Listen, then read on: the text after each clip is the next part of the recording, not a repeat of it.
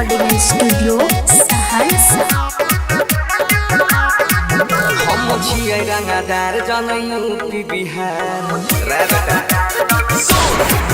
हम छियै रंगदार जन यूपी बिहार हम छियै रंगदार जन यूपी बिहार समहन के रास्ता देखाई देबो हमारा से जे लगबी रे हमारा से जे गिरबी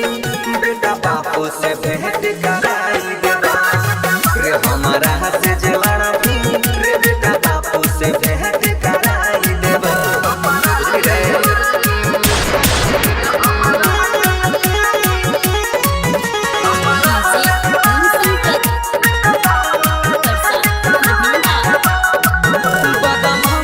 पूरा बज घरे से रे हर हर का पैसा बटरे से रे बदम पूछे पूरा बज घरे से रे हर हर का पैसा बटरे से रे बात कहै छियो सुन का मुझे तने कान एक भोली में खपरी उड़ाई देबो हमारा से जे लगबी रे हमारा से जे गिरबी बेटा बापू से भेंट कराई देबो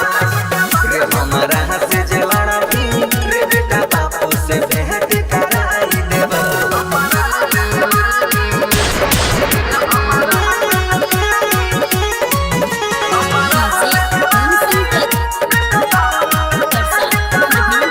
जब हो जाए तो गरम पारा रे वहाँ तो खाली खून के धारा रे